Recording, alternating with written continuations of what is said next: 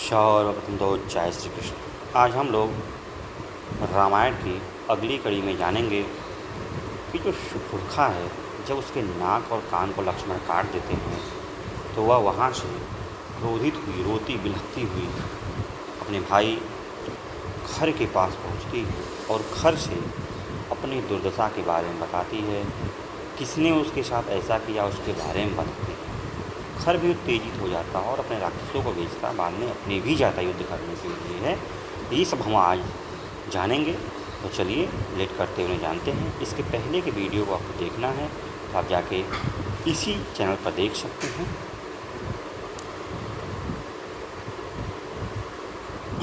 आगे कड़ी में बढ़ते हैं। अपनी बहन को इस प्रकार अंगहीन और रक्त से भीगी हुई अवस्था में पृथ्वी पर पड़ी देख राक्षस खर क्रोध से जल उठा और इस प्रकार पूछने लगा, बहन उठो और अपना हाल बताओ, मूर्छा और घबराहट छोड़ो तथा साफ साफ कहो, किसने तुम्हें इस तरह रूपहीन बनाया है? कौन अपने सामने आकर चुपचाप बैठे हुए निरपराध एवं विषैले काले सांप को अपनी अंगुलियों के अग्रभाग से खेल खेल में पीड़ा दे रहा है? जिसने आज तुम पर आक्रमण करके तुम्हारे नाक कान काटे हैं, उसने उच्च कोटि का विष पी लिया तथा अपने गले में काल का फंदा डाल लिया है। फिर भी मोहवश वह इस बात को समझ नहीं रहा है। तुम तो स्वयं ही दूसरे प्राणियों के लिए यमराज के समान हो, बल और पराक्रम से संपन्न हो तथा इच्छानुसार सर्वत्र विचरने और अपनी रुचि के अनुसार रूप धारण करने में समर्थ हो। फिर भी तुम्हें किसने इस दूर अवस्था में डाला, जिससे दुखी होकर तुम यहाँ आई हो? देवताओं, गंधर्वों, भूतों तथा महात्मा ऋषियों में यह कौन ऐसा महान बलशाली है जिसने तुम्हें रूपहीन बना दिया? संसार में तो मैं किसी को ऐसा नहीं देखता जो मेरा अप्रिय कर सके। देवताओं में सहस्त्र नेत्रधारी पाक शासन इंद्र भी ऐसा साहस कर सके, यह मुझे नहीं दिखाई देता। जैसे हंस जल में मिले हुए दूध को पी लेता है, उसी प्रकार मैं आज इस प्राणतकारी बाणों से तुम्हारे अपराधी के शरीर से उसके प्राण ले लूँगा। युद्ध में मेरे बाणों से जिसके मर्म स्थल छिन्न भिन्न हो गए तथा जो मेरे हाथों मारा गया है, ऐसे किस पुरुष के फेन सहित गरम गरम रक्त को यह पृथ्वी पीना चाहती है? रणभूमि में मेरे द्वारा मारे गए किस व्यक्ति के शरीर से मांस कुतर कुतर कर ये हर्ष में भरे हुए झुंड के झुंड पक्षी खाएंगे, जिसे मैं महासमरस में खींच लूँ? उस दीन अपराधी को देवता, गंधर्व, पिशाच और राक्षस भी नहीं बचा सकते। धीरे धीरे होश में आकर तुम मुझे उसका नाम बताओ, जिस उत्तंडने वन में तुम पर बलपूर्वक आक्रमण करके तुम्हें परास्त किया। भाई का विशेषतः क्रोध भरे हुए भाई खर का यह वचन सुनकर शूर्पणखा नेत्रों से आंसू बहाती हुई इस प्रकार बोली, भैया, वन में दो तरुण पुरुष आए जो देखने में बड़े ही सुकुमार, शूरपान और महान बलवान हैं।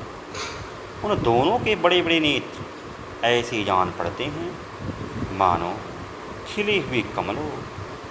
वे दोनों ही वल्कल वस्त्र और मृग चर्म पहने हुए, फल और मूल ही उनका भोजन। वे जितेंद्रीय, तपस्वी और ब्रह्मचारी हैं।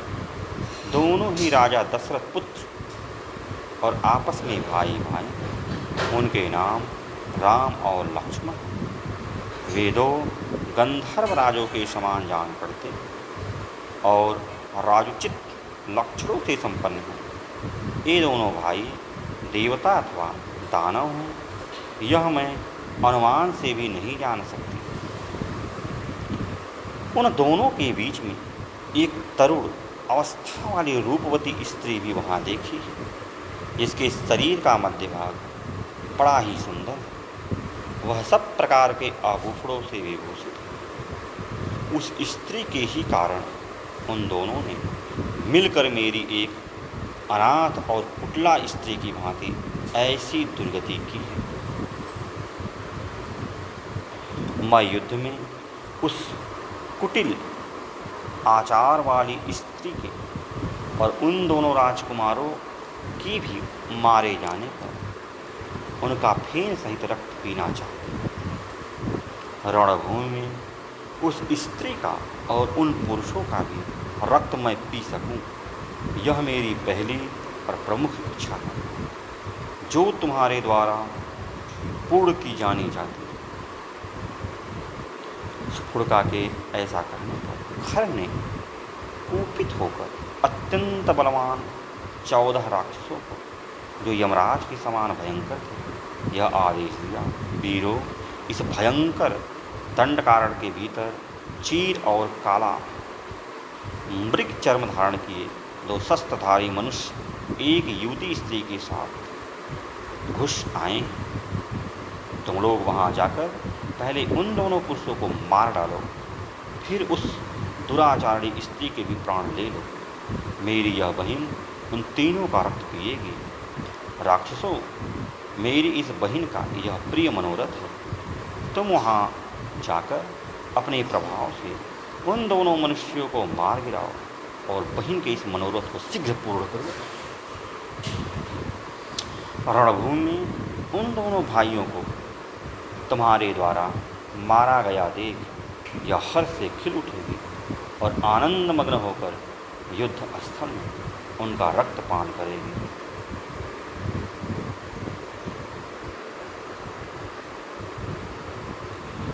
खर की ऐसा आज्ञा पाकर वे 14 राक्षस हवा के उड़ाए हुए बादलों के समान विवश हो सुफुड़का के साथ पंचवटी गए।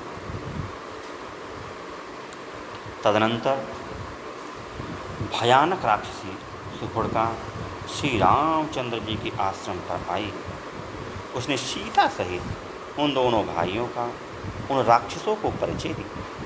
राक्षसों ने देखा महाबली श्री राम सीता के साथ पर्णशाला में बैठे हैं और लक्ष्मण भी उनकी सेवा में उपस्थित। इधर श्रीमान रघुनाथ जी ने भी सुफुड़का तथा उनके साथ आए हुए उन राक्षसों को भी देखा।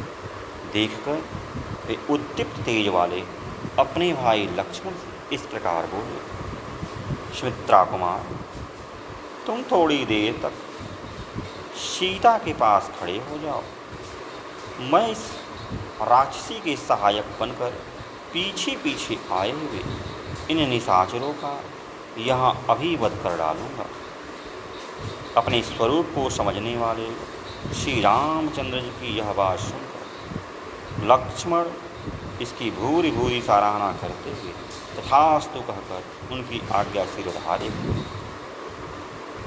तब धर्मात्मा रघुनाथ जी ने अपने सुवर्णमंडित विशाल धनुष पर प्रतिज्ञा चढ़ाई और उन राक्षसों से कहा, हम दोनों भाई राजा दशरथ के पुत्र राम और लक्ष्मण तथा सीता के साथ इस दुर्गम दंडक अरण्य में आकर फल मूल आहार करते हुए इंद्रिय संयम पूर्वक तपस्या में संलग्न हैं और ब्रह्मचर्य का पालन करते हैं। इस प्रकार दंडक वन में निवास करने वाले हम दोनों भाइयों की तुम किस लिए हिंसा करना चाहते हो? देखो, तुम सब के सब पापात्मा तथा ऋषियों का अपराध करने वाले हो। उन ऋषि मुनियों की आज्ञा से ही मैं धनुष बाण लेकर महासमरस में तुम्हारा पद करने के लिए यहाँ आया हूँ। निशाचरों, यदि तुम्हें युद्ध से संतोष प्राप्त होता है तो यहाँ खड़े ही रहो, भाग मत जाना। और यदि तुम्हारे प्राणों का लोभ हो तो लौट जाओ, एक क्षण के लिए भी यहाँ न रहो। श्री राम की आवाज़ सुनकर वे 14 राक्षस अत्यंत कुपित हो गए। ब्राह्मणों की हत्या करने वाले वे घोर निशाचर हाथों में शूल लिए क्रोध से लाल आंखें कर कठोर वाणी में हर्ष और उत्साह के साथ स्वभावतः लाल नेत्रों वाले मधुर भाषी श्री राम से, जिनका पराक्रम वे देख चुके थे, यो बोले, अरे तूने हमारे स्वामी महाकाय खर को क्रोध दिलाया, अतः हम लोगों के हाथ से युद्ध में मारा जाकर तो स्वयं ही तत्काल अपने प्राणों से हाथ धो बैठेगा। हम बहुत से हैं और तू अकेला, तेरी क्या शक्ति है कि तू हमारे सामने रणभूमि में खड़ा भी रह सके। फिर युद्ध करना तो दूर की बात है, हमारी भुजाओं द्वारा छोड़े गए इस परिगों, शूलों और पट्टी शोकों की मार खाकर तू अपने हाथ में दबाए हुए इस धनुष को, बल पराक्रम के अभिमान को तथा अपने प्राणों को भी एक साथ ही त्याग देगा। ऐसा कहकर क्रोध में भरे हुए वे 14 राक्षस तरह तरह के आयुध और तलवारें लिए श्री राम पर ही टूट पड़े। उन राक्षसों ने दुर्जय भी श्री राघवेंद्र वे शूल चला, परंतु ककुत्स कुलभूषण श्री रामचंद्र जी ने उन समस्त 14 शूलों को उतने ही सुवर्ण भूषित बाणों द्वारा काट डाला। तत्पश्चात महातेजस्वी रघुनाथ जी ने अत्यंत कुपित हो शान पर चढ़ाकर तेज किए गए सूर्यतुल्य तेजस्वी 14 निशाचर हाथ में लिए, फिर धनुष लेकर उस पर उन बाणों को रखा और कान तक खींचकर राक्षसों को लक्ष्य करके छोड़ दिया। मानो इंद्र ने वज्रों का प्रहार किया। वे बाण बड़े वेग से उन राक्षसों की छाती छेद कर रुधिर में डूबे हुए निकले और बावी से बाहर आए हुए सांपों की भांति तत्काल पृथ्वी पर गिर पड़े। उन निशाचरों से हृदय विदृढ़ हो जाने के कारण वे राक्षस जड़ से कटे हुए वृक्षों की भांति धराशाही हो गए। वे सब के सब खून से नहा गए थे, उनके शरीर विकृत हो गए थे। उन अवस्था में उनके प्राण पखेरु उड़ गए।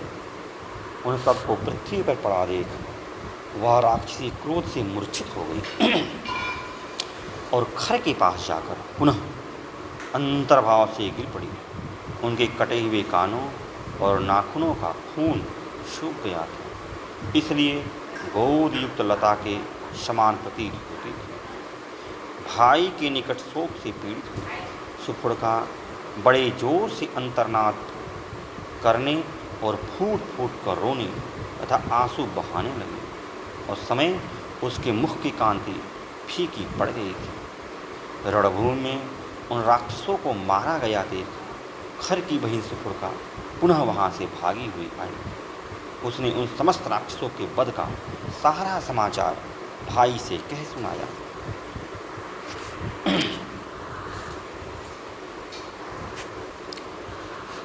सुफुड़का को पुनः पृथ्वी पर पड़ी हुई देख अनर्थ के लिए आई हुई उस बहिन से खर ने क्रोधपूर्वक स्पष्ट वाणी में फिर कहा,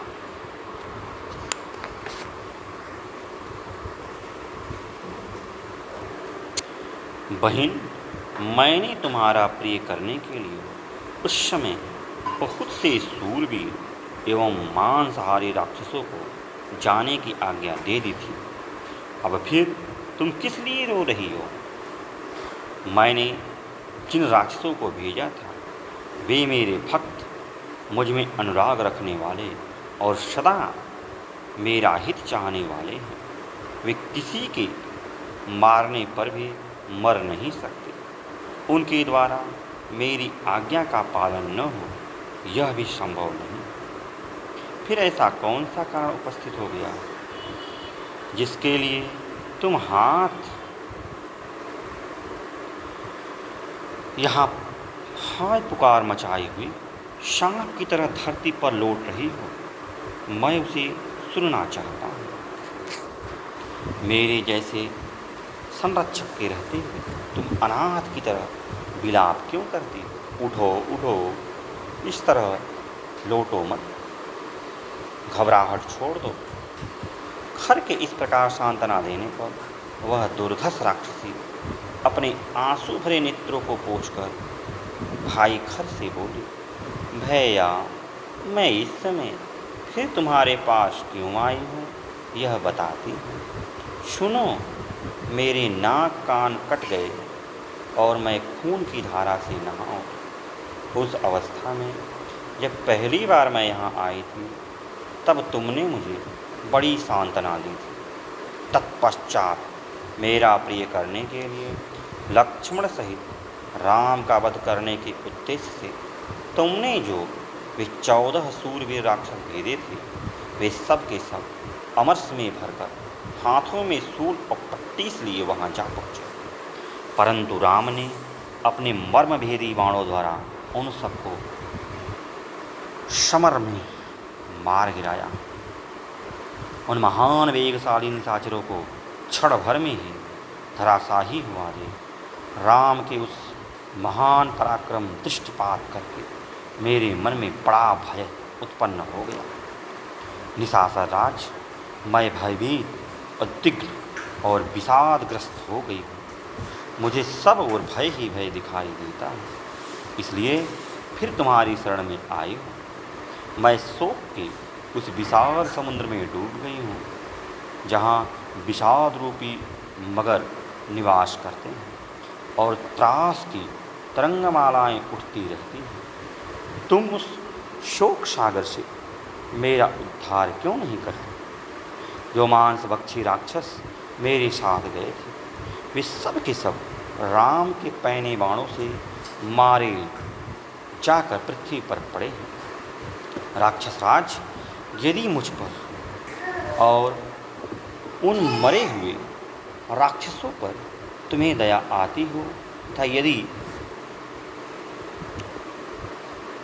राम के साथ लोहा लेने के लिए तुम में शक्ति और तेज हो तो उन्हें मार डालो, क्योंकि दंडक अरण्य में घर बनाकर रहने वाले राम राक्षसों के लिए कंटक है।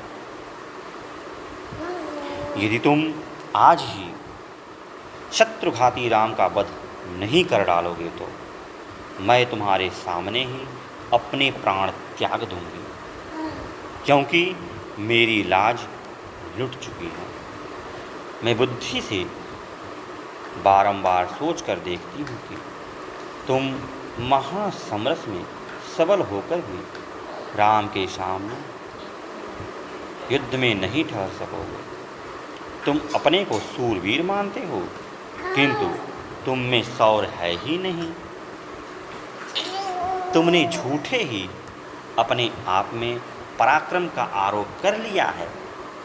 मूढ़, तुम समर में उन दोनों को मार डालो, अन्यथा अपने कुल में कलंक लगाकर भाई बंधु के साथ तुरंत ही इस जन स्थान से भाग जाओ। राम और लक्ष्मण मनुष्य हैं, यदि उन्हें भी मारने की तुम में शक्ति नहीं है तो तुम्हारे जैसे निर्बल और पराक्रम शून्य राक्षस का यहाँ रहना कैसे संभव हो सकता है?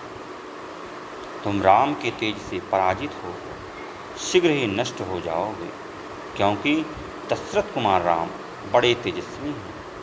उनका भाई भी महान पराक्रमी है, जिसने मुझे नाक कान से हीन करके अत्यंत क्रूर बना दिया। इस प्रकार बहुत विलाप करके गुफा की समान गहरे पेट वाली वह राक्षसी शोक से आतुर हो अपने भाई के पास मूर्छित सी हो गई और अत्यंत दुखित हो दोनों हाथों से पेट पीटती हुई फूट फूट कर रोने लगी। सुपुर्खा द्वारा इस प्रकार तिरस्कृत होकर सूरवीर खर ने राक्षसों के बीच अत्यंत कठोर वाणी में कहा, बहिन, तुम्हारे अपमान के कारण मुझे बेतरह क्रोध चढ़ आया।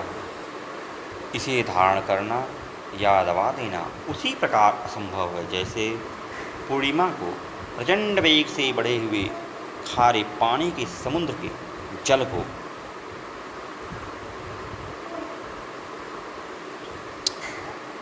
यह उसी प्रकार असहाय जैसे घाव पर नमकीन पानी छिड़कना।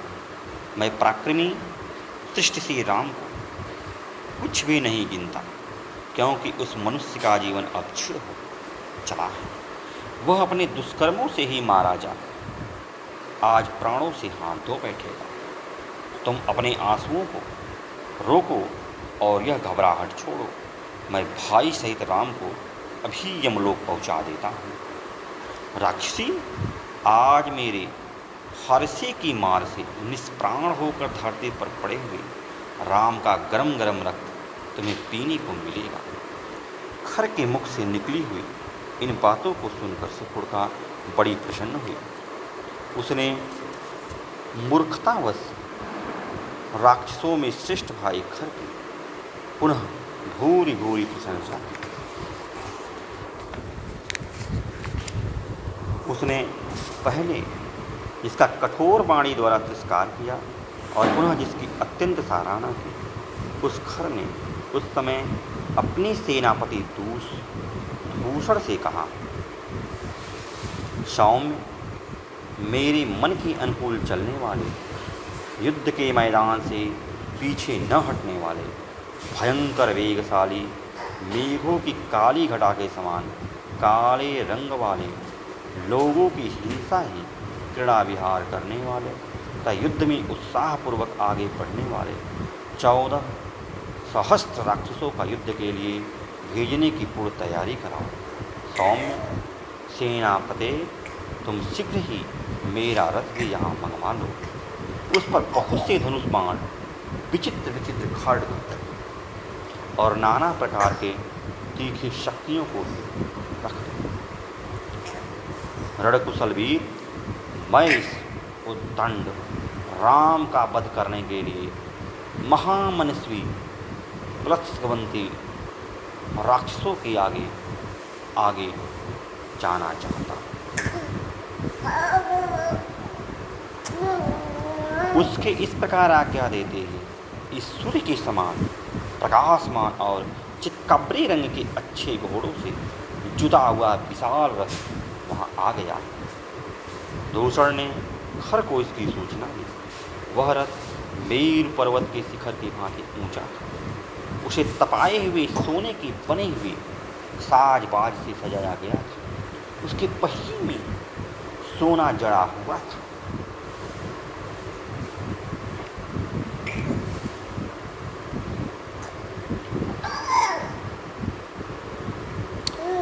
उसका विस्तार बहुत बड़ा था। उस रथ की ऊपर वैदुर्य मणि से जड़े हुए थे। उसकी सजावट के लिए सोने के बने हुए मत्स्य, फूल, वृक्ष, पर्वत, चंद्रमा, सूर्य, मांगलिक पक्षियों के समुदाय तथा तारिकाओं से वह रथ सुशोभित हो रहा था। उस पर ध्वजा फहरा रही थी तथा रथ के भीतर खड्ग आगे अस्त्र शस्त्र रखे हुए थे। छोटी छोटी घंटियों अथवा सुंदर घुघरुओं से सजे और उत्तम घोड़ों से जुटे हुए उस रथ पर राक्षस राज खर उस समय आरूढ़ हुआ। अपनी बहन के अपमान का स्मरण करके उसके मन में बड़ा अमर्ष हो रहा था। रथ, ढाल, अस्त्र शस्त्र तथा ध्वज से संपन्न उस विशाल सेना की ओर देखकर खर और दूषण ने समस्त राक्षसों से कहा, निकलो, आगे बढ़ो। कूच करने की आज्ञा प्राप्त होते ही भयंकर ढाल,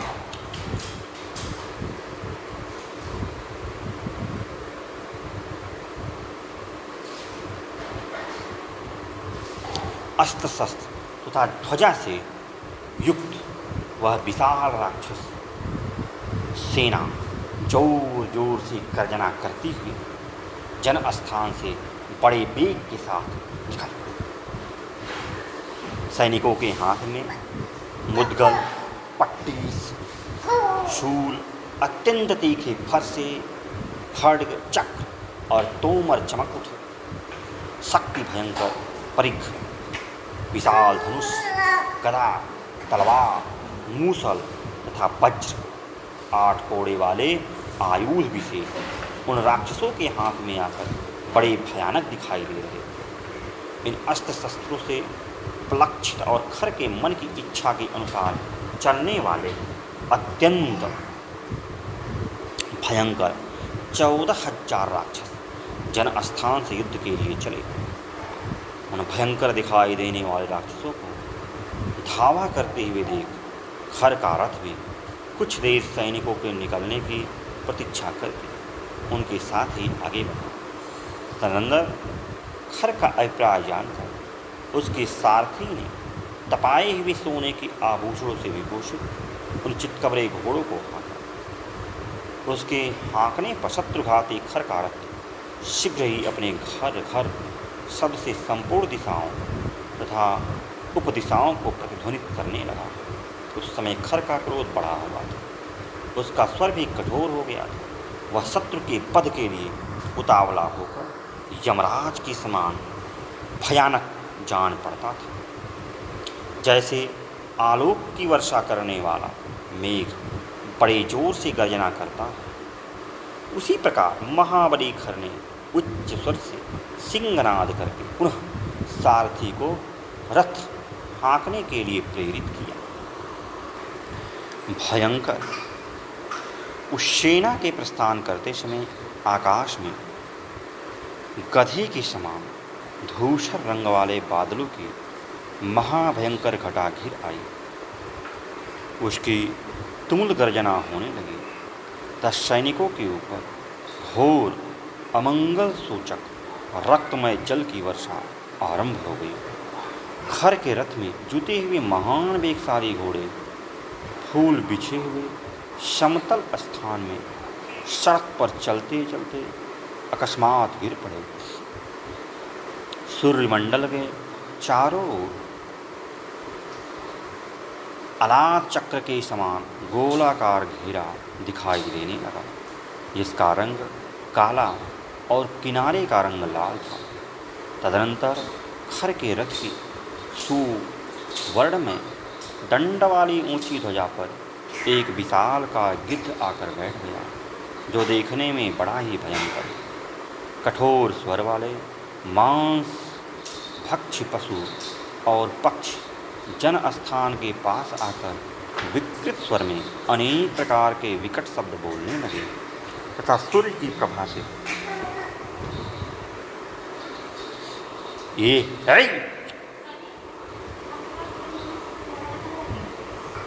तथा सूर्य की प्रभा से प्रकाशित हुई दिशाओं में जोर जोर से चित्कार करने वाले और मुंह से आग उगलने वाले भयंकर गीदड़ राक्षसों के लिए अमंगलजनक भैरवनाद करने लगे।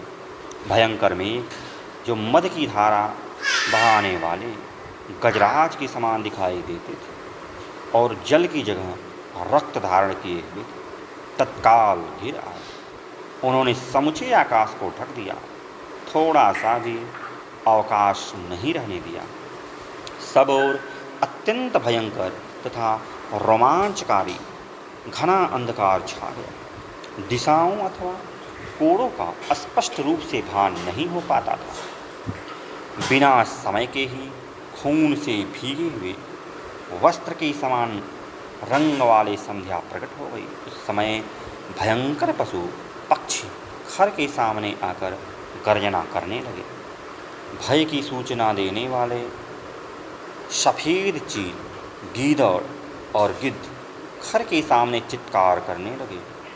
युद्ध में सदा अमंगल सूचित करने वाली और भय दिखाने वाली गिदड़ियाँ खर की सेना के सामने आकर आग उगलने वाले मुखों से घोर शब्द करने लगे। सूर्य के निकट परिघ के समान कबंध सिर कटा हुआ धड़ दिखाई देने लगा। महान ग्रह राहु अमावस्या के बिना ही सूर्य को ग्रसने लगा। हवा तीव्र गति से चलने लगी एवं सूर्यदेव की प्रभा फीकी पड़ गई। बिना रात के ही जुगनू के समान चमकने वाले तारे आकाश में उदित हो गए। सरोवरों में मछली और जल पक्षी विलीन हो गए, उनके कमल सूख गए। उस क्षण में वृक्षों के फूल और फल झड़ गए। बिना हवा के ही बादलों के समान धूसर रंग की धूल ऊपर उठकर आकाश में छा गई। वहाँ वन की सारिकाएँ चेंचे करने लगीं। भारी आवाज़ के साथ भयानक उल्काएँ आकाश से पृथ्वी पर गिरने लगीं। पर्वत, वन और काननों सहित धरती डोलने लगी। बुद्धिमान खर रथ पर बैठकर गर्जना कर रहा था। उस समय उसकी बाईं भुजा सहसा कांप उठी। स्वर अवरुद्ध हो गया और सब ओर देखते समय उसकी आंखों में आंसू आने लगे। उसके सिर में दर्द होने लगा, फिर भी मोहवश वह युद्ध से निवृत्त नहीं हुआ। उस समय प्रकट हुए उन बड़े बड़े रोमांचकारी उत्पातों को देखकर खर जोर जोर से हंसने लगा और समस्त राक्षसों से बोला, ये जो भयानक दिखाई देने वाले बड़े बड़े उत्पात प्रकट हो रहे हैं, इन सब की मैं अपने बल के भरोसे कोई परवाह नहीं करता। ठीक उसी तरह जैसे बलवान भी दुर्बल शत्रुओं को कुछ नहीं समझता, मैं अपने तीखे बाणों द्वारा आकाश से तारों को भी गिरा सकता हूँ। यदि कुपित हो जाऊँ तो मृत्यु को ही मौत के मुंह में डाल सकता हूँ। आज बल का घमंड रखने वाले राम और उसके भाई लक्ष्मण को तीखे बाणों से मारे बिना मैं पीछे नहीं लौट सकता। इसे दंड देने के लिए राम और लक्ष्मण की बुद्धि में विपरीत विचार, क्रूरतापूर्ण कर्म करने का भाव उदय हुआ है। वह मेरी बहन सुपुर्खा उन दोनों का खून पीकर सफल मनोरथ हो जाए। आज तक जितने युद्ध हुए हैं उसमें से किसी में भी पहले मेरी कभी पराजय नहीं हुई। यह तुम लोगों ने प्रत्यक्ष देखा है, मैं झूठ नहीं कहता हूँ। मैं मतवाले इरावत पर चलने वाले वज्रधारी देवराज इंद्र को भी रणभूमि में कुपित होकर काल के गाल में डाल सकता हूँ। फिर उन दो मनुष्यों को तो क्या बात। खर की यह गर्जना सुनकर राक्षसों की वह विशाल सेना जो मौत के पास से बधी हुई थी अनुपम हर्ष से भर गई। उस समय युद्ध देखने की इच्छा वाले बहुत से पुण्यकर्मा महात्मा, ऋषि, देवता, गंधर्व, सिद्ध और चारण वहाँ एकत्र हो गए। एकत्र हो वे सभी मिलकर एक दूसरे से कहने लगे, गौओं और ब्राह्मणों का कल्याण हो तथा जो अन्य लोकप्रिय महात्मा हैं वे भी कल्याण के भागी हो। ये फिर चक्रधारी भगवान विष्णु समस्त असुर शिरोमणियों को परास्त कर देते हैं। उसी प्रकार रघुकुलभूषण श्री राम युद्ध में इन पुलत्स्यवंशी निशाचरों को पराजित करेंगे। ये तथा और भी बहुत सी मंगल कामन सूचक बातें करते हुए वे महर्षि और देवता कौतूहलवश विमान पर बैठकर जिनकी आयु समाप्त हो चली थी उन राक्षसों की उस विशाल वाहिनी को देखने लगे। खर रथ के द्वारा बड़े वेग से चलकर सारी सेना से आगे निकल आया और शेनगामी पृथ्वी, यज्ञशत्रु, विहंगम, दुर्जय, करविराक्ष, परुष, काल कारमुक, हेममाली, महामाली, सर्पाश तथा रुधिरासन ये 12 महापराक्रमी राक्षस खर को दोनों ओर से घेरकर उसके साथ साथ चलने लगे। महाकपाल, स्थूलाक्ष, प्रमाथ और त्रिशिरा ये 4 राक्षस वीर सेना के आगे और सेनापति दूषण के पीछे पीछे चल रहे। राक्षस वीरों की वह भयंकर वेगशाली अत्यंत दारुण सेना जो युद्ध की अभिलाषा से आ रही थी सहसा उन दोनों राजकुमार श्री राम और लक्ष्मण के पास जा पहुँचे। मानव ग्रहों की पंक्ति चंद्रमा और सूर्य के समीप प्रकाशित हो रही हो। प्रचंड पराक्रमी खर जब श्री राम के आश्रम की ओर चला, तब भाई सहित श्री राम ने भी उन्हीं उत्पाद सूचक लक्षणों को देखा। प्रजा के अहित की सूचना देने वाले उन महाभयंकर उत्पातों को देखकर श्री रामचंद्र जी राक्षसों के उपद्रव का विचार करके अत्यंत अमरस में भर गए और लक्ष्मण से इस प्रकार बोले, महाबाहो, ये जो बड़े बड़े उत्पात प्रकट हो रहे हैं, इनकी ओर दृष्टिपात करो। समस्त भूतों के संहार की सूचना देने वाले ये महान उत्पात इस समय इन सारे राक्षसों का संहार करने के लिए उत्पन्न हुए हैं। आकाश में जो गद्धों के समान धूसर वर्ण वाले बादल इधर उधर विचर रहे हैं, ये प्रचंड गर्जना करते हुए खून की धाराएं बरसा रहे हैं। युद्ध कुशल लक्ष्मण, मेरे सारे बाण उत्पातवश उठने वाले धूम से संबंध हो युद्ध के लिए मानो आनंदित हो रहे हैं तथा जिनके पृष्ठभाग में सुवर्ण मड़ा हुआ है, वे मेरे धनुष भी प्रत्यंचा से जुड़ जाने के लिए स्वयं ही चेष्टाशील जान पड़ते हैं।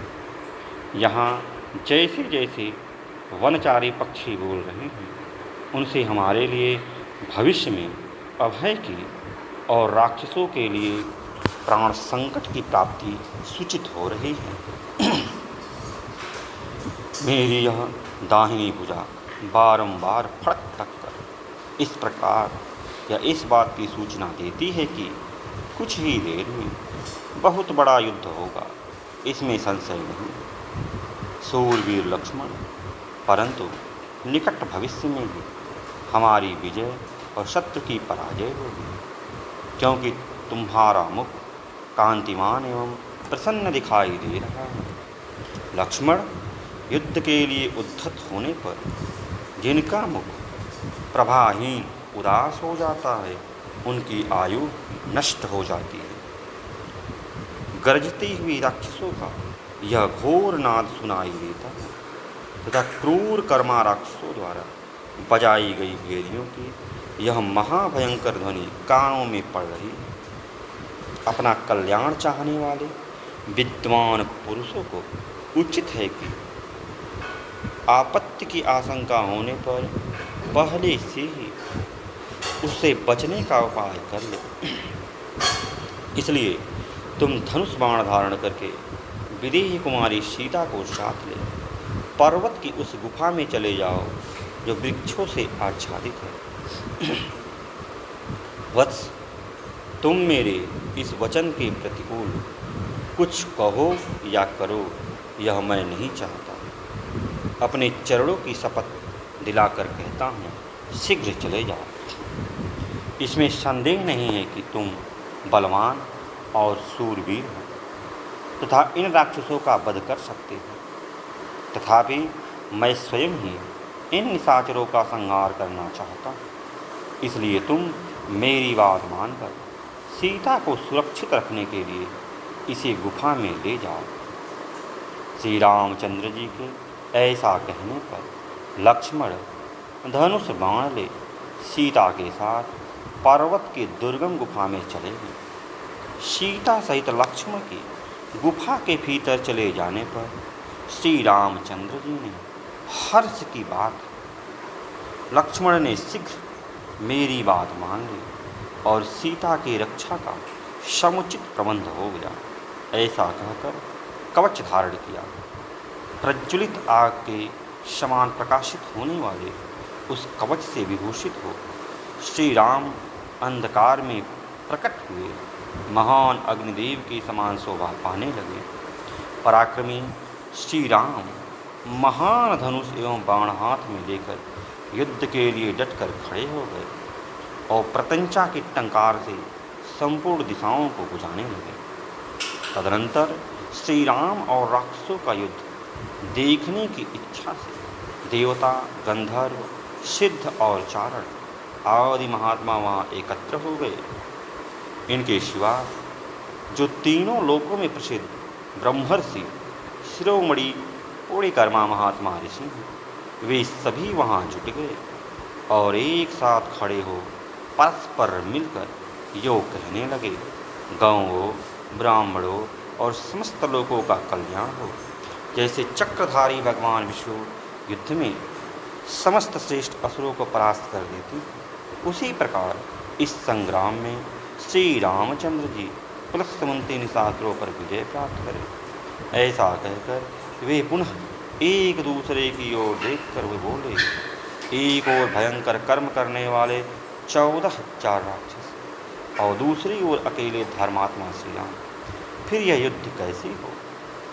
ऐसी बातें करते हुए राजर्षि, सिद्ध, विद्याधर आदि देव योनिगण सहित श्रेष्ठ ब्रह्मर्षि तथा विमान पर स्थित हुए देवता कौतूहलवश वहाँ खड़े हो। युद्ध के मुहाने पर वैष्णव तेज से अवशिष्ट हुए श्री राम को खड़ा देख उस समय सब प्राणी उनके प्रभाव को न जानने के कारण भय से व्यथित हो उठे।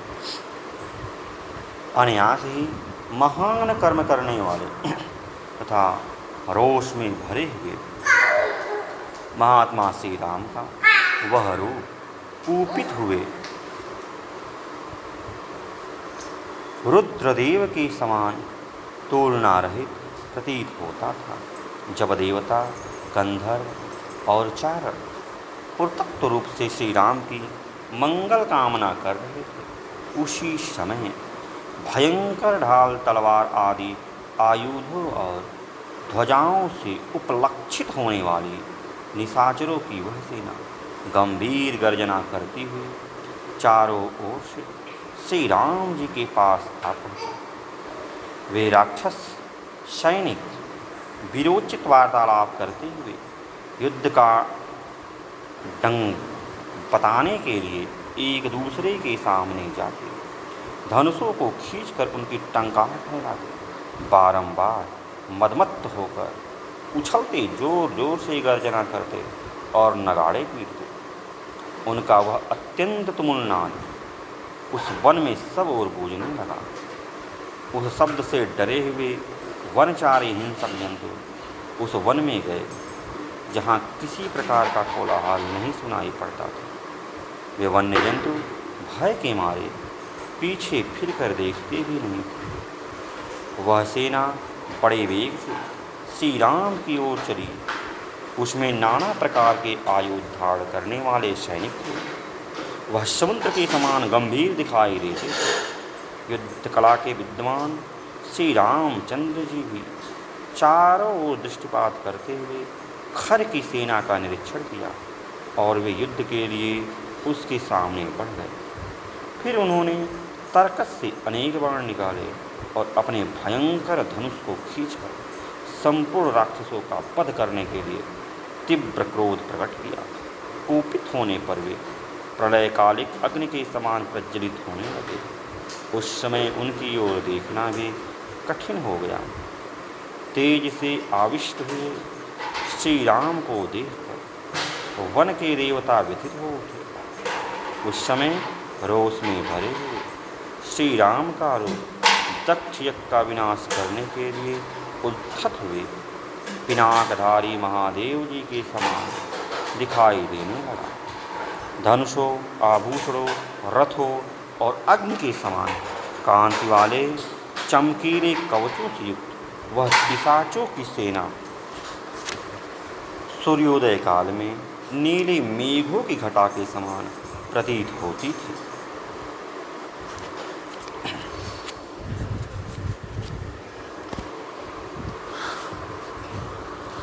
खर ने अपने अग्रगामी सैनिकों के साथ आश्रम के पास पहुंचकर क्रोध में भरे हुए शत्रुघाती श्री राम को देखा, जो हाथ में धनुष लिए खड़े थे। उन्हें देखते ही अपने तीव्र टंकार करने वाले प्रत्यंचा से धनुष को उठाकर सुत को आज्ञा दी, मेरा रथ राम के सामने ले चलो। हर की आज्ञा से सारथी ने घोड़ों को उधर ही बढ़ाया जहाँ महाबाहु श्री राम खड़े होकर अपने धनुष की टंकार कर रहे थे। खर को श्री राम के समीप पहुंचा दे सेनगामी आदि उनके निशाचर मंत्री भी बड़े जोर से सिंहनाद करके उसे चारों ओर से घेर खड़े हो गए। उन राक्षसों के बीच में रथ पर बैठा हुआ खर तारों के मध्य भाग में उगे हुए मंगल की भांति शोभा पा रहा था। उस समय खर ने समरांगण में सहस्त्रों बाणों द्वारा और प्रतिम बलशाली श्री राम को पीड़ित सा करके बड़े जोर से गर्जना की। तदनंतर क्रोध में भरे हुए समस्त निशाचर भयंकर धनुष धारण करने वाले दुर्जय वीर श्री राम पर नाना प्रकार के अस्त्र शस्त्रों की वर्षा करने लगे। उस समरांगण में रुष्ट हुए राक्षसों ने शूरवीर श्री राम पर लोहे के मुद्रों, शूलों, प्रासों, खड्गों और फरसों द्वारा प्रहार किया। वे मेघों के समान काले, विशालकार और महाबली निशाचर रथों, घोड़ों और पर्वत शिखर के समान गजराजों द्वारा ककुत्स कुलभूषण श्री राम पर चारों ओर से टूट पड़े। वे युद्ध में उन्हें मार डालना चाहते थे। जैसे बड़े बड़े मेघ गिरजा या गिरिराज पर जल की धाराएं बरसा रहे, उसी प्रकार वे राक्षसगण श्री राम पर बाणों की वृष्टि कर रहे थे। क्रूरतापूर्ण दृष्टि से देखने वाले उन सभी राक्षसों ने श्री राम को उसी प्रकार घेर रखा था जैसे प्रदोष शंख तिथियों में भगवान शिव के पार्षदगण उन्हें घेर रहते थे। श्री रघुनाथ जी ने राक्षसों के छोड़े हुए उन अस्त्र शस्त्रों को अपने बाणों द्वारा उसी तरह ग्रस लिया जैसे समुद्र नदियों के प्रवाह को आत्मसात कर लेता है। उन राक्षसों के घोर अस्त्र शस्त्रों के प्रहार से यद्यपि श्री राम का शरीर छत बिच्छत हो गया था तो भी वे व्यथित या विचलित नहीं हुए। जैसे बहुसंख्यक दीप्तिमान वज्रों के आघात सह करके महान पर्वत अडिग बना रहता है। श्री रघुनाथ जी के सारे अंगों में अस्त्र शस्त्रों के आघात से घाव हो गया था। वे लहूलुहान हो रहे थे। अतः उस समय संध्या काल के बादलों से घिरे हुए सूर्य देव की समान शोभा पा रहे श्री राम अकेले थे। उस समय उन्हें अनेक सहस्त्र शत्रुओं से घिरा हुआ देख देवता, सिद्ध, गंधर्व और महर्षि विषाद में डूब गए। तत्पश्चात श्री रामचंद्र जी ने अत्यंत कुपित हो अपने धनुष को इतना खींचा कि वह गोलाकार दिखाई देने लगा। फिर तो वे उस धनुष से रणभूमि में सैकड़ों हजारों ऐसे पैन बार छोड़ने लगे जिन्हें रोकना सर्वथा कठिन था, जो दुस्सह होने के साथ ही कालपाश के समान भयंकर थे। उन्होंने खेल खेल में चील के परों से युक्त असंख्य सुवर्ण भूषित बाण छोड़े। शत्रु के सैनिकों पर श्री राम द्वारा लीला पूर्वक छोड़े गए वे बाण कालपाश के समान राक्षसों के प्राण लेने लगे। राक्षसों के शरीर को छेद कर खून में डूबे हुए वे बाण जब आकाश में पहुँचते तब प्रज्वलित अग्नि के समान तेज से प्रकाशित होने लगते थे। श्री राम के मंडलाकार धनुष से अत्यंत भयंकर और राक्षसों के प्राण लेने वाले असंख्य बाण छूटने लगे। उन बाणों द्वारा श्री राम ने सम्रांगण में शत्रुओं के सैकड़ों हजारों धनुष ध्वजाओं, अग्रभाग ढाल कवच आभूषणों सहित भुजाएं तथा हाथी की सूंड के समान जांघें काट डाली। प्रतंचा से छूटे हुए श्री राम के बाणों ने उस समय सोने की साजबाज एवं कवच से सजे और रथों में जुटे हुए घोड़ों, सारथियों, हाथियों, हाथी सवारों, घोड़ों और घुड़सवारों को भी छिन्न भिन्न कर डाला। इसी प्रकार श्री राम ने समरभूमि में पैदल सैनिकों को भी मारकर यमलोक पहुंचा दिया। उस समय उनके नालिक, नाराज और तीखे अग्रभाग वाले विकर्णई नामक बाणों द्वारा छिन्न भिन्न होते हुए निशाचर भयंकर अंतर्नाद करने लगे। श्री राम के चलाए हुए नाना प्रकार के मर्मभेदी बाणों द्वारा पीड़ित हुए वह राक्षस सेना आग से जलते हुए सूखे वन की भांति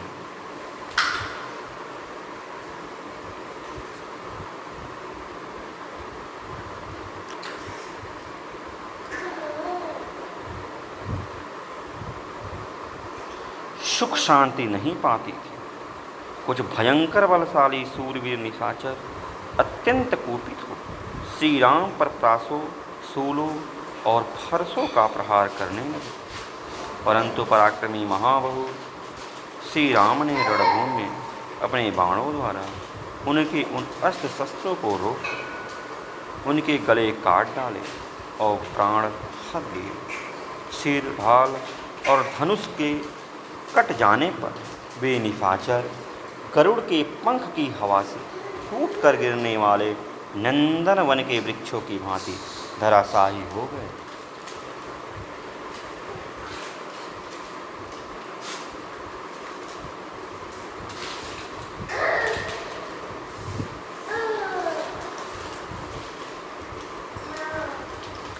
जो बचे थे वे राक्षस भी श्री राम के बाणों से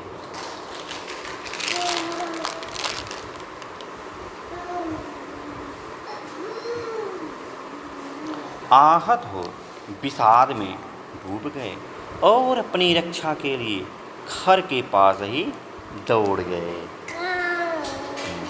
परंतु बीच में दूषण ने धनुष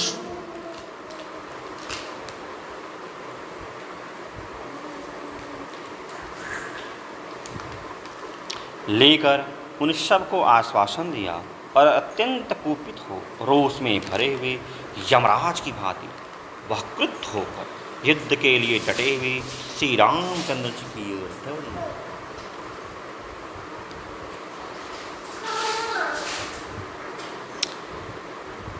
दूषण का सहारा मिल जाने से निर्भय हुए वे सब के सब फिर लौट आए और साखू, ताड़ आदि के वृक्ष तथा पत्थर लेकर पुनः श्री राम पर ही टूट पड़े।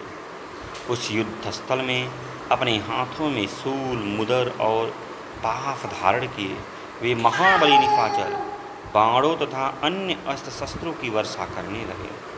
कोई राक्षस वृक्षों की वर्षा करने लगे तो कोई पत्थरों की। उस समय इन श्री राम और उन निशाचरों में पुनः बड़ा ही अद्भुत, महाभयंकर, घमासान और रोमांचकारी युद्ध होने लगा।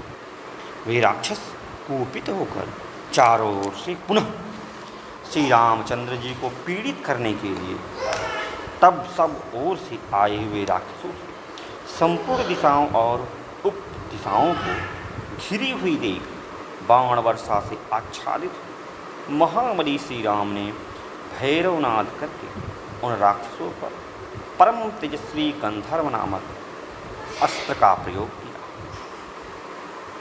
फिर तो उनके मंडलाकार धनुष से सहस्त्रों बाण छूटने लगे। उन बाणों से दसों दिशाएं पूर्णतः आच्छादित हो गई। बाणों से पीड़ित राक्षस यह नहीं देख पाते थे कि श्री रामचंद्र जी कब भयंकर बाण हाथों में लेते और कब उन उत्तम बाणों को छोड़ देते। वे केवल उनको धनुष खींचते देखते।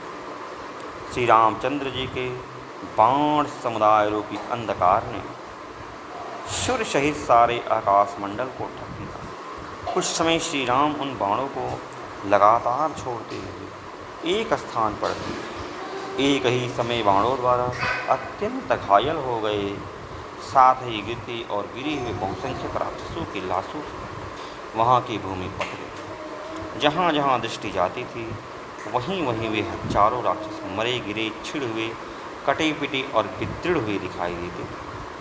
वहाँ श्री राम के बाणों से कटे हुए, पगड़ियों सहित मस्तकों, बाजूबंद सहित भुजाओं, जांघों, बाहों, भांति भांति के आभूषणों, घोड़ों, श्रेष्ठ हाथियों, टूटे फूटे अनेकानेक रथों, चवरों, व्यंजनों, छत्रों, नाना प्रकार की ध्वजाओं, छिन्न भिन्न हुए सूलों, पट्टीसों, खंडित खड्गों, बिखरे प्रासों, फरसों, चूर चूर हुई शिलाओं तथा टुकड़े टुकड़े हुए बहुतेर विचित्र बाणों से पटी हुई वह समर भूमि अत्यंत भयंकर दिखाई देती थी। उन सबको मारा गया देख शेष राक्षस अत्यंत आतुर हो वहाँ शत्रु नगरी पर विजय पाने के लिए श्री राम के सम्मुख जाने में असमर्थ हो गए। महाबाहु दूषण ने जब देखा कि मेरी सेना बुरी तरह से मारी जा रही है, तब उसने युद्ध से पीछे पैर न हटाने वाले भयंकर वेगशाली 5000 राक्षसों को, जिन्हें जीतना बड़ा ही कठिन था, आगे बढ़ने की आज्ञा दी। वे श्री राम पर चारों ओर से सूल, पट्टीस, तलवार, पत्थर, वृक्ष और बाणों की लगातार वर्षा करने लगे। यह देख धर्मात्मा श्री रघुनाथ जी ने वृक्षों और शिलाओं की उन प्राण हरणी महावृष्ट को अपने तीखे शायकों द्वारा रोका। उस सारी वर्षा को रोक आंख मूंदे हुए सांड की भांति अविचल भाव से खड़े हुए श्री राम ने समस्त राक्षसों के वध के लिए महान क्रोध धारण किया। क्रोध से युक्त और तेज से उत्तिप्त हुए श्री राम ने दूषण सहित सारी राक्षस सेना पर चारों ओर से बाणों की वर्षा आरंभ कर दी। इससे शत्रु दूषण सेनापति दूषण को बड़ा क्रोध हुआ और उसने वज्र के समान बाणों से श्री रामचंद्र जी को रोका। तब अत्यंत कुपित हुए वीर श्री राम ने सम्रांगण में छूर नामक बाण से दूषण के विशाल धनुष को काट डाला और 4 तीखे सायकों से उसके चारों घोड़ों को मौत के घाट उतार कर एक अर्धचंद्राकार बाण से सारथी का भी सिर उड़ा दिया तथा 3 बाणों से उस राक्षस की भी छाती में चोट पहुंचाई। धनुष कट जाने और घोड़ों तथा सारथी के मारे जाने पर रथहीन हुए दूषण ने पर्वत शिखर के समान एक रोमांचकारी परिघ हाथ में लिया, जिसके ऊपर सोने के पत्र मढ़े गए थे। वह परिघ देवताओं की सेना को भी कुचल डालने वाला था। उस पर चारों ओर से लोहे के तीखे कीले लगी हुई, वह शत्रुओं की चर्बी से लिपटा हुआ था। उसका स्पर्श हीर तथा वज्र के समान कठोर एवं असहाय था। वह शत्रुओं के नगर द्वार को विदृढ़ कर डालने में समर्थ था। रणभूमि में बहुत बड़े सर्प के समान भयंकर उस परिघ को हाथ में लेकर वह क्रूर कर्मा निशाचर दूषण श्री राम पर टूट पड़ा। उसे अपने ऊपर आक्रमण करते देख श्री रामचंद्र जी ने 2 बाणों से आभूषणों सहित उसकी दोनों भुजाएं काट डाली। युद्ध के मुहाने पर इसकी दोनों भुजाएं कट गई थी। उस दूषण के हाथ से खिसकर वह विशाल काय परिघ इंद्रध्वज के समान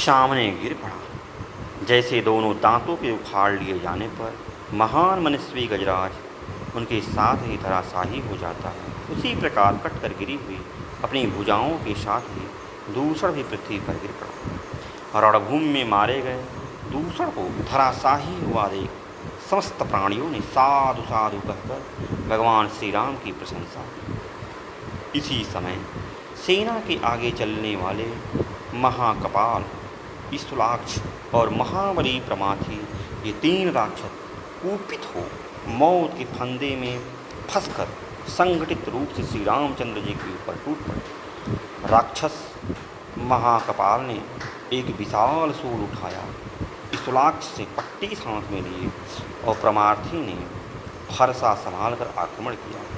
उन तीनों को अपनी ओर आते देख भगवान श्री राम ने तीखे अग्रभाग वाले पैने साहिबों द्वारा आए हुए अतिथि के समान उनका स्वागत किया। श्री रघुनाथ ने महाकपाल का सिर एवं कपाल उड़ा दिया। प्रमाथी को असंख्य बाण समूहों से मथ डाला और त्रिशूलाक्ष की स्थूल आंखों को शायकों से भर दिया। तीनों अग्रगामी सैनिकों का वह समूह अनेक शाखा वाली विशाल वृक्ष की भांति पृथ्वी पर गिर पड़ा। तदनंतर श्री रामचंद्र जी ने कूट दूसर के अनुयायी 5,000 राक्षसों को उतने ही बाणों का निशाना बनाकर क्षण भर में यमलोक पहुंचा दिया। दूसर और उसके अनुयायी मारे गए। यह सुनकर खर को बड़ा क्रोध। उसने अपने महाबली सेनापति को आज्ञा दी, वीरों, यह दूसर अपने सेवकों से युद्ध में मार डाला गया, अतः अब तुम सभी राक्षस बहुत बड़ी सेना के साथ धावा करके इस दुष्ट मनुष्य राम के साथ युद्ध करो और नाना प्रकार के शस्त्रों द्वारा इसका वध कर डालो। ऐसा कहकर कुपित हुए खर ने श्री राम पर ही धावा किया। साथ ही शेनगामी पृथ्वीग्रीव यज्ञशत्रु भृंगिम दुर्जय करवीराक्ष परुष कालकर्माकु हेममाली महामाली सर्पाश्र तथा रुधिराश ये 12 महापराक्रमी सेनापति भी उत्तम बाणों की वर्षा करते हुए अपने सैनिकों के साथ श्री राम पर टूट पड़े। तब तेजस्वी श्री रामचंद्र जी ने सोने और हीरों से विभूषित अग्नितुल तेजस्वी सहायकों द्वारा उस सेना के बचे कुचे सिपाहियों का भी संहार कर डाला। जैसे वज्र बड़े बड़े वृक्षों को नष्ट कर डालते हैं, उसी प्रकार धूमयुक्त अग्नि के समान प्रतीत होने वाले उस सेनापति की पांख वाले बाणों ने उन समस्त राक्षसों का विनाश कर डाला। उस युद्ध की मुहाने पर श्री रामचंद्र जी ने कर्णिक नामक 100 राक्षसों और सहस्त्र बाणों से सहस्त्र निशाचरों का एक साथ ही संहार कर डाला। और बाणों से निशाचरों की कवच, आभूषण और धनुष छिन्न भिन्न हो गए तथा वे खून से लथपथ हो पृथ्वी पर गिर पड़े। कोसों से ढकी हुई विशाल वेदी के समान युद्ध में लहूलुहान होकर गिरे हुए खुले केस वाले राक्षसों से सारे रणभूमि फट गई। राक्षसों के मारे जाने से उस समय वहाँ रक्त और मांस की कीचड़ जम गई। अतः वह महाभयंकर वन नरक के समान प्रतीत होने लगा। मानव रूपधारी श्री राम अकेले और पैदल थे, तो भी उन्होंने भयानक कर्म करने वाले 14,000 राक्षसों को तत्काल मौत के घाट उतार दिया। उस समुची सेना में केवल महारथी खर और त्रिशिरा ये 2 ही राक्षस बच गए। उधर शत्रु संहार भगवान श्री राम ज्यों के त्यों युद्ध के लिए डटे रहे। अभी 2 राक्षसों को छोड़कर शेष सभी निशाचर जो महान पराक्रमी भयंकर और धुर्धस से युद्ध के मुहाने पर लक्ष्मण के बड़े भाई श्री राम के हाथों मारे गए। तदनंतर महासमर में महाबली श्री राम के द्वारा अपनी भयंकर सेना को मारी गई देख खर एक विशाल रथ के द्वारा श्री राम का सामना करने के लिए आया, मानो वज्रधारी इंद्र ने किसी शत्रु पर आक्रमण किया हो। खर को भगवान श्री राम के सम्मुख जाते देख सेनापति राक्षस त्रिशिरा तुरंत उसके पास आ पहुंचा और इस प्रकार बोला, राक्षसराज, मुझ पराक्रमी वीर को इस युद्ध में लगाइए और स्वयं इस साहसपूर्ण कार्य से अलग रहिए। देखिए, मैं अभी महाबाहु राम को युद्ध में मार गिराता हूँ। आपके सामने मैं सच्ची प्रतिज्ञा करता हूँ और अपने हथियार छूकर शपथ खाता हूँ कि जो समस्त राक्षसों के लिए वध के योग्य है, उन राम का मैं अवश्य वध करूँगा। इस युद्ध में या तो मैं इसकी मृत्यु बनूंगा या ये ही सम्रांग में मेरे मृत्यु का कारण होगा। आप इस समय अपने युद्ध विषयक उत्साह को रोककर एक मुहूर्त के लिए जय पराजय निर्णय करने वाले साक्षी बन जाइए। यदि मेरे द्वारा राम मारे गए तो आप प्रसन्नतापूर्वक जन स्थान को लौट जाइए, अथवा यदि राम ने ही मुझे मार दिया तो आप युद्ध के लिए इन पर धावा बोल दीजिएगा। भगवान के हाथ से मृत्यु का लोभ होने के कारण जब त्रिशिरा ने इस प्रकार खर को राजी किया, तब उसने आज्ञा दे दी अच्छा जाओ युद्ध करो। आज्ञा पाकर वह श्री रामचंद्र की ओर चला। घोड़े जुते हुए एक तेजस्वी रथ के द्वारा त्रिशरा ने रणभूमि में श्री राम पर आक्रमण किया। उस समय वह 3 शिखरों वाले पर्वत के समान जान पड़ता था। उसने आते ही बड़ी भारी मेघ की भांति बाण रूपी धाराओं की वर्षा प्रारंभ कर दी और वह जल से भीगी हुई नगाड़े की तरह विकट गर्जना करने लगा।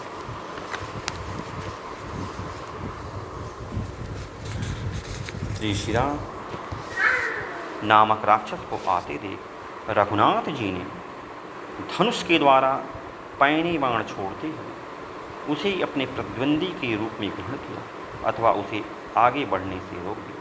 अत्यंत बलशाली श्री राम और त्रिशिरा का वह संग्राम महाबली सिंह और गजराज के युद्ध की भांति बड़ा भयंकर प्रतीत होता था। उस समय त्रिशिरा ने 3 बाणों से श्री रामचंद्र जी के ललाट को बीध डाला। श्री राम उसकी यह उद्दंडता सहन न कर सके।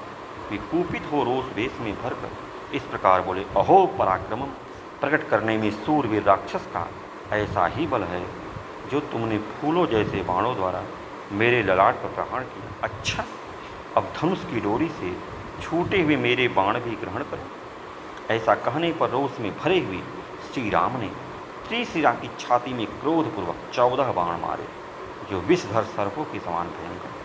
तदनंतर तेजस्वी रघुनाथ जी ने झूठी गांठ वाले 4 बाणों से उसके चारों घोड़ों को मार गिराया। फिर 8 सहायकों द्वारा उसके सारथी को भी रथ की बैठक में ही सुला दिया। इसके बाद श्री राम ने एक बाण से उसकी ध्वजा भी काट डाली। तदनंतर जब वह उस नष्ट हुए रथ से कूदने लगा, उसी समय श्री राघवेंद्र ने अपने बाणों द्वारा उस निशाचर की छाती छेद डाली। फिर तो वह जड़वत हो गया। इसके बाद अप्रमेय स्वरूप श्री राम ने अमरस में भरकर 3 वेगशाली एवं विनाशकारी बाणों द्वारा उस राक्षस के तीनों मस्तक काट डाले। समरांगण में खड़ा हुआ वह निशाचर श्री रामचंद्र जी के बाणों से पीड़ित हो अपने धड़ से भाप सहित रुधिर उगलता हुआ पहले गिरे हुए मस्तक के साथ ही धराशायी हुआ। तत्पश्चात खर की सेवा में रहने वाले राक्षस जो मरने से बचे हुए थे भाग खड़े हुए। वे व्याघ्र से डरे हुए मृगों के समान भागते ही चलते पड़े, खड़े नहीं होते। उन्हें भागते देख रोष में भरे हुए खर ने तुरंत लौटाया और जैसे राहु चंद्रमा पर आक्रमण करता उसी प्रकार उसने श्री राम पर धावा बोल डाला।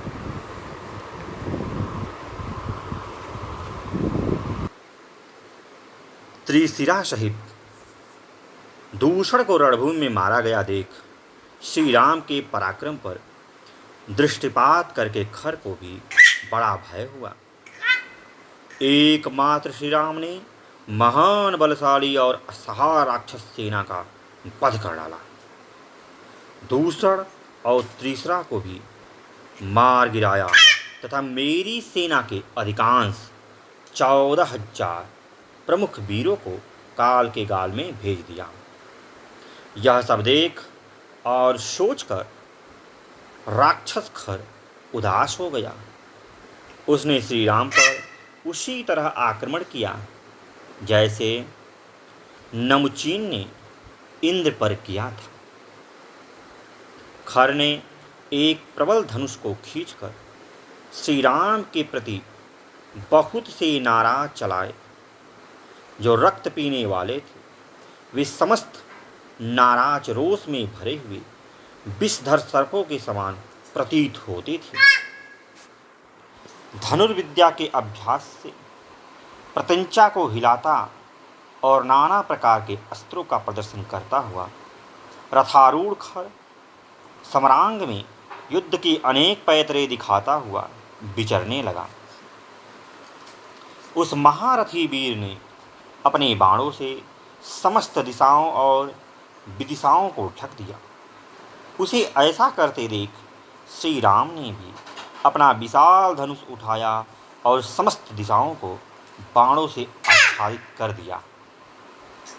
जैसे मेघ जल की वर्षा से आकाश को ढक देता है, उसी प्रकार श्री रघुनाथ जी ने भी आग की चिंगारियों के समान दुस्सह शायकों की वर्षा करके आकाश को ठसाठस भर दिया।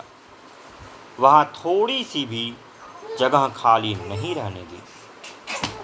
खर और श्री राम द्वारा छोड़े गए पैने बाणों से व्याप्त हो सब ओर फैला हुआ आकाश चारों ओरों से बाणों द्वारा भर जाने के कारण अवकाश रहित हो गया। एक दूसरे के पद के लिए रोष पूर्वक जूझते हुए उन दोनों वीरों के बाण जाल से आच्छादित होकर सूर्यदेव प्रकाशित नहीं होते थे। तदनंतर खर ने रणभूमि में श्री राम पर नालीक, नाराज और तीखे अग्रभाग वाले विकर्णी नामक बाणों द्वारा प्रहार किया, मानो किसी महान गजराज को अंकुशों द्वारा मारा गया हो। उस समय हाथ में धनुष लेकर रथ में स्थिर पूर्वक बैठे हुए राक्षस खर को समस्त प्राणियों ने पाशधारी यमराज के समान देखा। उस बेला में समस्त सेनाओं का वध करने वाले तथा पुरुषार्थ पर डटे हुए महान बलशाली श्री राम को खर ने थका हुआ समझा।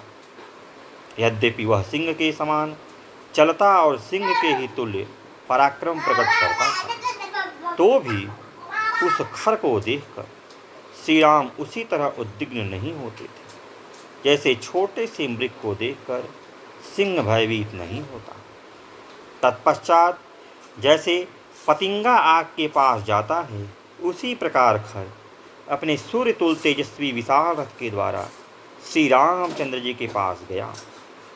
वहां जाकर उस राक्षस खर ने अपने हाथ की फुर्ती दिखाते हुए महात्मा श्री राम के बाण सहित धनुष को मुट्ठी पकड़ने की जगह से काट डाला। फिर इंद्र के वज्र की भांति प्रकाशित होने वाले दूसरे 7 बाण लेकर रणभूमि में कूपित हुए खर ने उनके द्वारा श्री राम के मर्म स्थल में चोट पहुंचाई। तदनंतर अप्रीतम बलशाली श्री राम को सहस्त्रों बाणों से पीड़ित करके निशाचर खर समर भूमि में जोर जोर से गर्जना करने लगा। खर के छोड़े हुए उत्तम गांठ वाले बाणों द्वारा कटकर श्री राम का सूर्य तुल तेजस्वी कवच पृथ्वी पर गिर पड़ा। उनके सभी अंगों में खर के बाण धंस गए। उस समय कुपित हो समर भूमि में खड़े हुए श्री रघुनाथ जी धूम रहित प्रज्वलित अग्नि की भांति शोभा पा रहे थे। तब शत्रुओं का नाश करने वाले भगवान श्री राम ने अपने विपक्षी का विनाश करने के लिए एक दूसरे विशाल धनुष पर, जिसकी ध्वनि बहुत ही गंभीर थी, प्रत्यंचा चढ़ाई। महर्षि अगस्त ने जो महान और उत्तम वैष्णव धनुष प्रदान किया था, उसी को लेकर उन्होंने खर पर धावा की।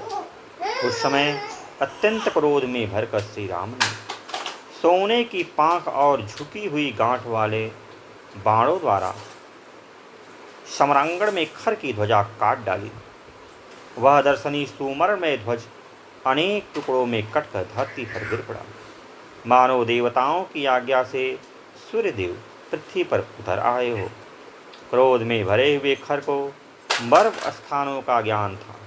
उसने श्री राम के अंगों में, विशेषतः उनकी छाती में 4 बाण मारे, मानो किसी महात्मे ने गजराज पर तोमरों से प्रहार किया। खर के धनुष से छूटे हुए बहुसंख्यक बाणों से घायल होकर श्री राम का सारा शरीर लहलुहान हो गया। इससे उनको बड़ा रोष हुआ। धनुर्धरों में श्रेष्ठ महाधनुर्धर श्री राम ने युद्ध स्थल में पूर्वोक्त श्रेष्ठ धनुष को हाथ में लेकर लक्ष्य निश्चित करके खर को 6 बाण मारे। उन्होंने एक बाण उसके मस्तक में, 200 से उसकी भुजाओं में और 3 अर्धचंद्राकार बाणों से उसकी छाती में गहरी चोट पहुंचाई। तत्पश्चात महातेजस्वी श्री राम जी ने कुपित होकर उस राक्षस को शान पर तेज किए हुए और सूर्य के समान चमकने वाले 13 बाण मारे। एक बाण से तो उसके रथ का जूबा काट दिया, 4 बाणों से चारों चितकबरे घोड़े मार डाले और 6ठे बाण से युद्ध स्थल में खर के सारथी का मस्तक काट गिराया। तत्पश्चात 3 बाणों से त्रिवेणु जुए के आधार दंड और 2 से रथ के धुर को खंडित करके महान शक्तिशाली और बलवान श्री राम ने 12वें बाण से खर के वाण सहित धनुष के 2 टुकड़े कर दिए। इसके बाद इंद्र के समान तेजस्वी श्री राघवेंद्र ने हंसते हंसते वज्रतुल्य 13वें बाण के द्वारा समरांग में खर को घायल कर दिया। धनुष के खंडित होने, रथ के टूटने, घोड़े के मारे जाने और सारथी के भी नष्ट हो जाने पर खर उस समय हाथ में गदा ले रथ से कूदकर धरती पर खड़ा हो गया। इस अवसर पर विमान पर बैठे हुए देवता और महर्षि हर्ष से उत्फुल्ल हो परस्पर मिलकर हाथ जोड़ महारथी श्री राम के उस कर्म की भूरी भूरी प्रशंसा करने लगे।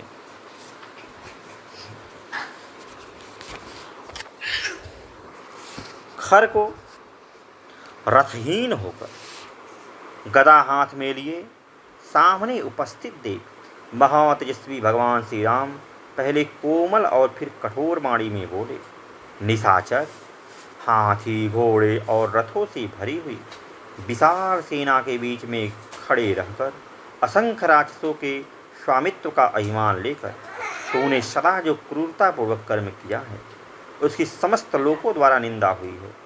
जो समस्त प्राणियों को उद्वेग में डालने वाला क्रूर और पापाचारी है, वह तीनों लोकों का ईश्वर हो तो भी अधिक काल तक टिक नहीं सकता।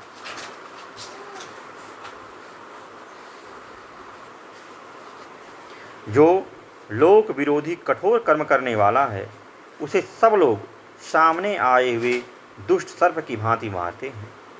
जो वस्तु प्राप्त नहीं हुई है उसकी इच्छा को काम कहते हैं और प्राप्त हुई वस्तु को अधिक से अधिक संख्या में पाने की इच्छा का नाम लोभ है।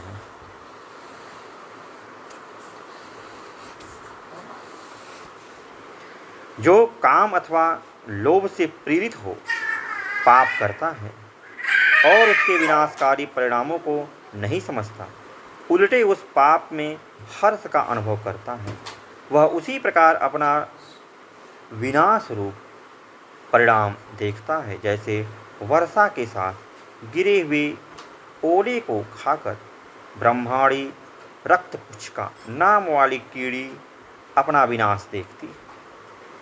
राक्षस दंडकारण्य में निवास करने वाले तपस्या में संलग्न धर्मपरायण महाभाग मुनियों की हत्या करके न जाने तू कौन सा फल पाएगा।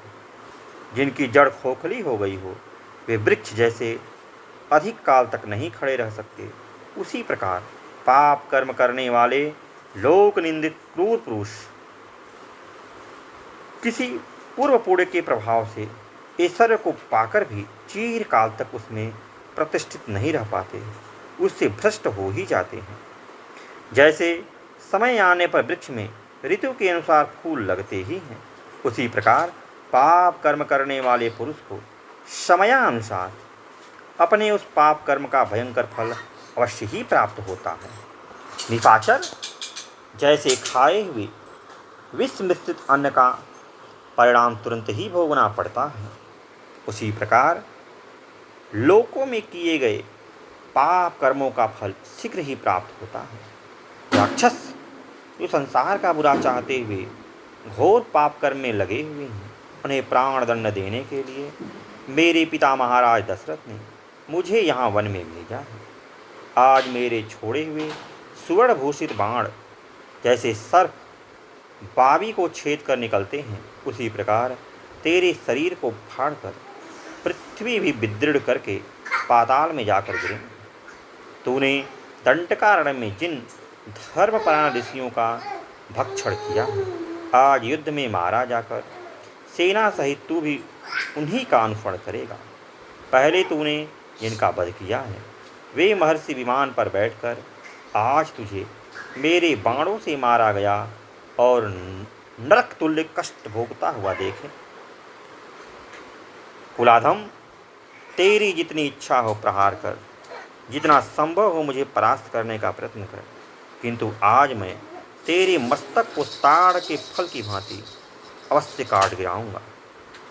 श्री राम के ऐसा कहने पर खर कुपित उठा, उसकी आंखें लाल हो गई। वह क्रोध से अचेत सा होकर हंसता हुआ श्री राम को इस प्रकार उत्तर देने लगा। दशरथ कुमार, तुम साधारण राक्षसों को युद्ध में मारकर स्वयं ही अपनी इतनी प्रशंसा कैसे कर रहे हो? तुम प्रशंसा के योग्य कदापि नहीं हो।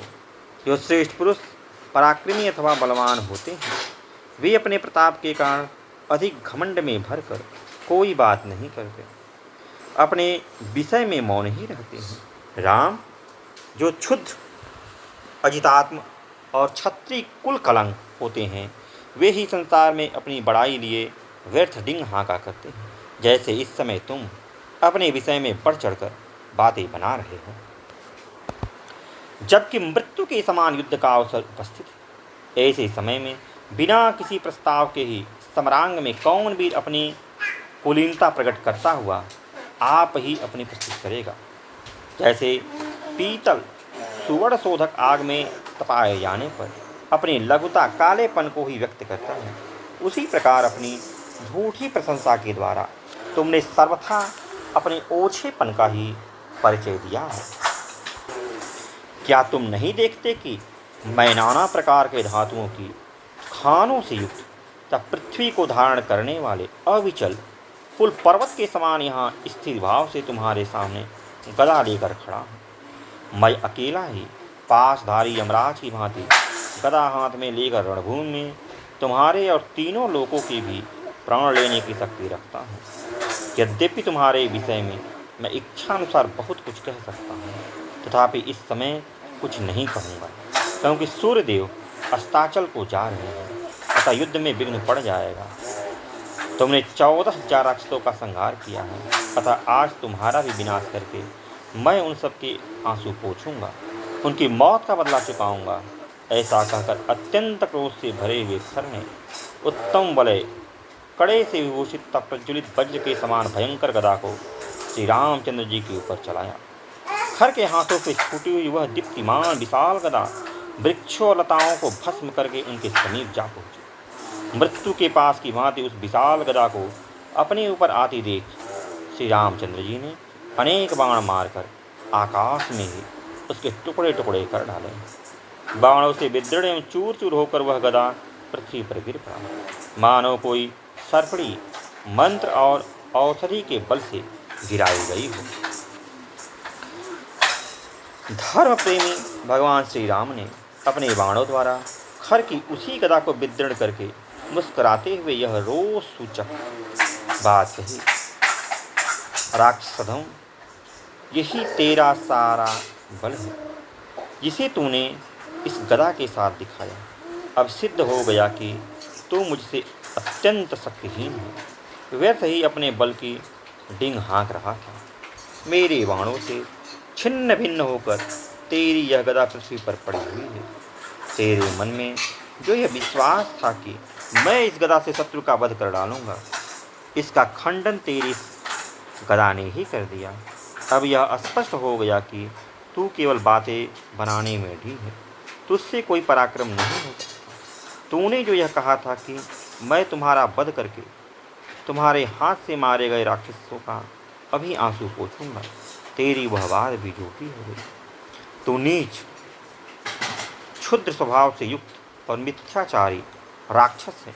मैं तेरे प्राणों को उसी प्रकार भर लूँगा जैसे गरुड़ ने देवताओं के यहाँ से अमृत का अपहरण किया।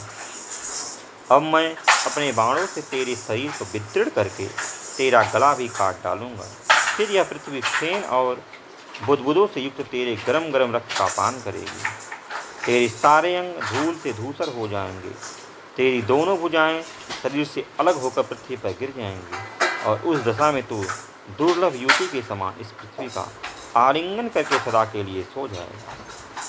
तेरे जैसे राक्षस कुल कलंक के सदा के लिए महानिद्रा में सो जाने पर यह दंडक वन के प्रदेश शरणार्थियों को सड़ देने वाला हो जाएगा।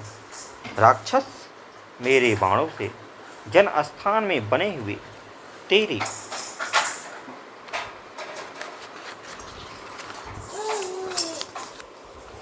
निवास स्थान के नष्ट हो जाने पर मुनिगण इस वन में सब ओर निर्भय विचरेंगे। जो अब तक का दूसरों को भय देती थी, वे राक्षसियां आज अपने बंधुजनों को मारे जाने से दीन हो आंसुओं से भीगे हुए मुँह लिए जन स्थान से स्वयं ही भय के कारण भाग जाएंगी। जिनका तुझ जैसा दुराचारी पति है, वे तदनुरूप कुल वाली तेरी पत्नियां आज तेरे मारे जाने पर काम आदि पुरुषार्थों से वंचित हो शोक रूपी अस्थायी भाव वाले करुण सागर का अनुभव करने वाली होंगी। क्रूर स्वभाव वाले निशाचर, तेरा हृदय सदा ही क्षुद्र विचारों से भरा रहता है, तो ब्राह्मणों के लिए कंटक रूप है। तेरे ही कारण मुनि लोग संकित रहकर ही अग्नि में भविष्य की आहुति डालते हैं। वन में श्री रामचंद्र जी जब इस प्रकार रोषपूर्ण बातें कर रहे, उस समय क्रोध के कारण खर का विस्वर अत्यंत कठोर हो गया और उसने उन्हें फटकारते हुए कहा, अहो, निश्चय ही तुम बड़े घमंडी हो, भय के अवसरों पर भी निर्भय बने हुए हो। जान पड़ता है कि तुम मृत्यु के अधीन हो गए हो। इस कारण ही तुम्हें यह भी पता नहीं कि कब क्या कहना चाहिए और क्या नहीं कहना चाहिए। जो पुरुष काल के फंदे में फंस जाते हैं, उनकी 6 इंद्रियां बेकाब हो जाती हैं, इसलिए उन्हें कर्तव्य और अकर्तव्य का ज्ञान नहीं रह जाता। ऐसा कहकर उस निशाचर ने एक बार श्री राम की ओर भव में टेढ़ी करके देखा और रणभूमि में उन पर प्रहार करने के लिए वह चारों ओर दृष्टिपात करने लगा। इतने में ही उसने एक विशाल साक्षी का वृक्ष दिखाई दिया जो निकट ही था। खर ने अपने ओठों को दांतों से दबाकर वृक्ष को उठा दिया।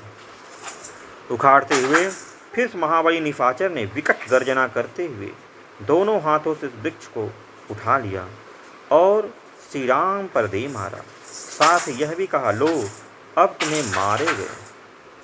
परम प्रतापी भगवान श्री राम ने अपने ऊपर आते हुए उस वृक्ष को बाण समूहों से काट गिराया। उस समर भूमि में खर को मार डालने के लिए अत्यंत क्रोध प्रकट किया। उस समय श्री राम के शरीर में पसीना आ गया। उनके नेत्र प्रांत रोष से रक्त वर्ण हो गए। उन्होंने सहस्त्रों बाणों का प्रहार करके सम्रांग में खर को छत विछत कर दिया। उनके प्राणों के आघात से उस निशाचर के शरीर में जो घाव हुए थे, उनसे अधिक मात्रा में फेन युक्त रक्त प्रवाहित होने लगा, मानो पर्वतों के झरने से जल की धाराएं बह रही है। श्री राम ने युद्ध स्थल में अपने बाणों की मार से खर को व्याकुल कर दिया, तो भी उसका साहस कम नहीं हुआ। वह खून की गंध से उन्मत्त होकर बड़े वेग से श्री राम की ओर दौड़ा। अस्त्र विद्या के ज्ञाता भगवान श्री राम ने देखा कि यह राक्षस खून से लथपथ होने पर भी अत्यंत क्रोधपूर्वक मेरी ही ओर बढ़ा आ रहा है, तो वे तुरंत चरणों का संचलन करके 2-3 पग पीछे हट गए, क्योंकि बहुत निकट होने पर बाण चलाना संभव नहीं हो सकता था। तदनंतर श्री राम ने सम्रांग में खर का वध करने के लिए एक अग्नि के समान तेजस्वी बाण हाथ में लिया, जो दूसरे ब्रह्मदंड के समान भयंकर था। वह बाण बुद्धिमान देवराज इंद्र का दिया हुआ था। धर्मात्मा श्री राम ने उसे धनुष पर रखा और खर को लक्ष्य करके छोड़ दिया। उस महाबाण के छूटते ही वज्रपात के समान भयंकर शब्द हुआ। श्री राम ने अपने धनुष को कान तक खींचकर उसे छोड़ा था। वह खर की छाती में जा लगा। जैसे श्वेत वन में भगवान रुद्र ने अंधकासुर को जलाकर भस्म किया था, उसी प्रकार दंडक वन में श्री राम ने उस बाण की आग में जलता हुआ निशाचर खर पृथ्वी गिर पड़ा। जैसे वज्र से वृत्तासुर, फेन से नमचीन और इंद्र की असनीस से बलासुर मारा गया था, उसी प्रकार श्री राम के उस बाण से आहत होकर खर धराशाही हो गया। इसी समय देवता चारणों के साथ मिलकर आए हर्ष में भरकर धुमधुम भी बजाते हुए वहाँ श्री राम के ऊपर चारों ओर से फूलों की वर्षा करने लगे। उस समय उन्होंने यह देखकर बड़ा आश्चर्य हुआ कि श्री राम ने अपने पैने बाणों से 1.5 मुहूर्त में ही इच्छानुसार रूप धारण करने वाले खर, दूषण आदि 14,000 राक्षसों का इस महासमर में संहार कर डाला। वे बोले, अहो, अपने स्वरूप को जानने वाले भगवान श्री राम का यह कर्म महान और अद्भुत है। इनका बल पराक्रम भी अद्भुत है और इन्हें भगवान विष्णु की भांति आश्चर्यजनक दृष्टता दिखाई देती। ऐसा कहकर वे सब देवता जैसे आए थे वैसे ही चले गए। तदनंतर बहुत से राजर्षि और महर्षि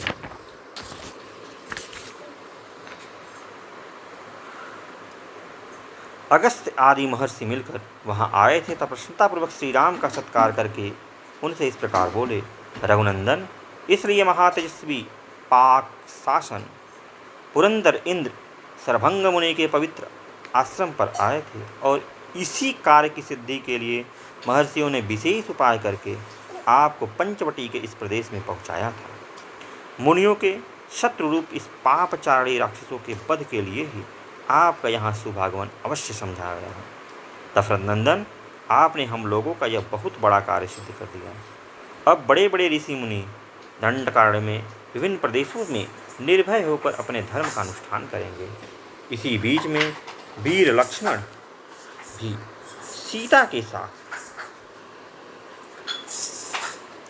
पार्वती की कंदरा से निकलकर